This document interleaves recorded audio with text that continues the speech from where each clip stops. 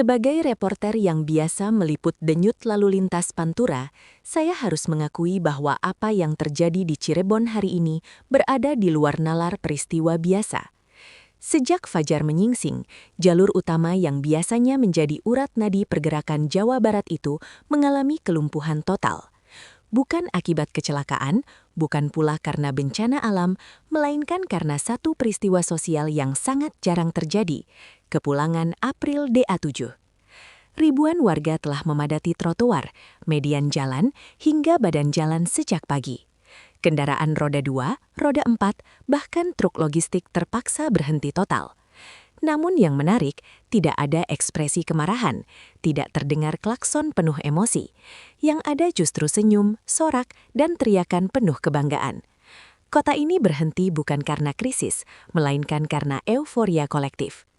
Sebagai jurnalis lapangan, saya menyaksikan bagaimana sebuah kota besar bisa kehilangan fungsi transportasinya hanya karena satu sosok yang dicintai rakyatnya. Ini bukan sekedar macet, ini adalah peristiwa sosial berskala besar. Investigasi lapangan kami mencatat bahwa massa yang memadati jalur konvoi tidak hanya berasal dari pusat kota. Warga berdatangan dari desa-desa pesisir, wilayah perbatasan, hingga kecamatan terpencil. Mereka datang dengan berbagai moda, sepeda motor, angkutan umum, bahkan berjalan kaki. Banyak yang mengaku berangkat sejak subuh demi mendapat posisi terbaik di pinggir jalan. Ini bukan kerumunan spontan, melainkan pergerakan massa yang terorganisir oleh rasa rindu dan kebanggaan. Mereka membawa spanduk buatan tangan, poster sederhana, dan atribut bertuliskan nama April. Sebagai reporter, saya melihat fenomena ini sebagai bukti kuat ikatan emosional antara publik dan figur publiknya. April tidak lagi diposisikan sebagai artis televisi, melainkan sebagai representasi keberhasilan kolektif masyarakat Cirebon.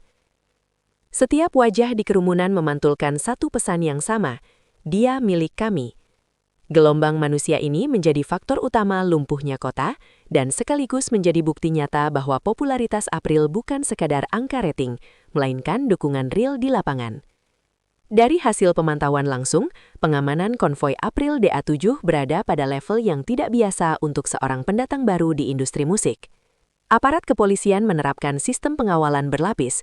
Unit patwal berada di barisan depan, diikuti kendaraan utama April dengan pengamanan tertutup di sisi dan belakang.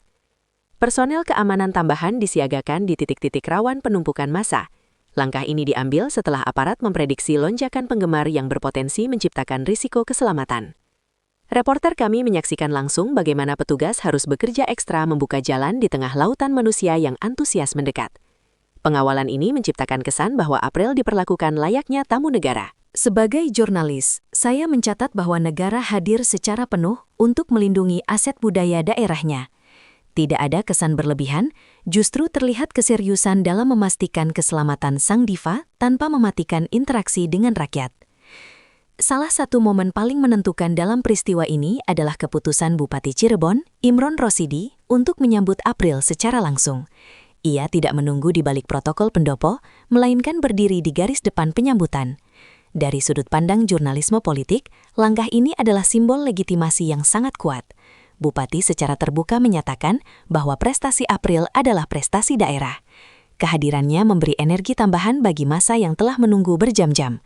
Saya menyaksikan sendiri bagaimana sorak-sorai meningkat drastis saat warga melihat pemimpinnya berada di tengah mereka. Ini bukan sekedar gestur seremonial, melainkan pernyataan bahwa pemerintah dan rakyat berada pada frekuensi yang sama. Langkah ini juga berfungsi sebagai penjamin stabilitas. Massa menjadi lebih tertib ketika melihat figur otoritas ikut hadir langsung. Dari jarak dekat, reporter kami menyaksikan momen paling menyentuh sepanjang konvoi. April DA7 tampak tak kuasa menahan air mata.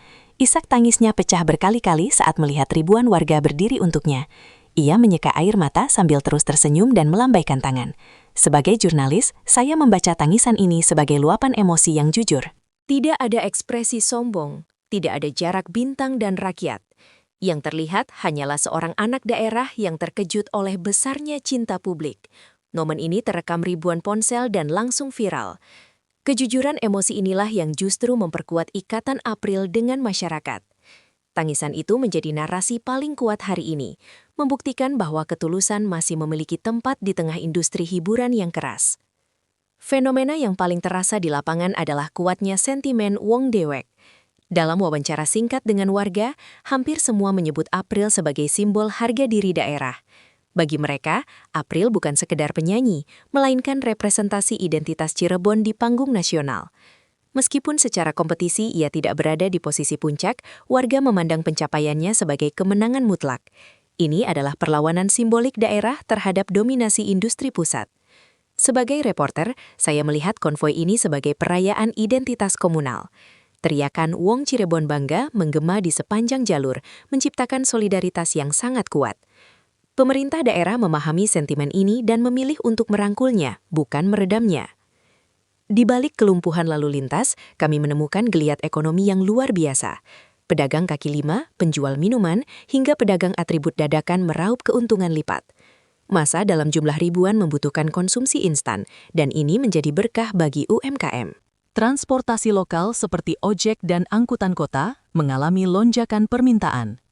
Bahkan, pengendara yang terjebak macet akhirnya turun dan ikut membeli dagangan. Sebagai jurnalis ekonomi, saya mencatat fenomena ini sebagai anomali menarik. Kemacetan berubah menjadi katalis perputaran uang. April secara tidak langsung menjadi penggerak ekonomi kerakyatan dalam satu hari. Investigasi kami ke Dapur Koordinasi Keamanan menunjukkan sinergi yang solid antara kepolisian dan protokoler pemerintah daerah. Barikade hidup diterapkan di titik rawan, namun pendekatannya tetap humanis. Petugas menjaga jarak aman tanpa memicu gesekan. Bupati dikabarkan memantau langsung koordinasi ini. Keberhasilan pengawalan tanpa insiden besar membuktikan bahwa pengelolaan massa besar bisa dilakukan dengan pendekatan persuasif. Ini menjadi standar baru bagi pengamanan acara publik berskala besar. Saat Cirebon lumpuh secara fisik, dunia digital justru meledak. Konvoi dan penyambutan bupati menjadi trending topik. Ribuan siaran langsung dari ponsel warga menciptakan efek bola salju informasi. Netizen dari luar daerah memberikan apresiasi. Peristiwa ini menjadi promosi daerah gratis yang sangat efektif.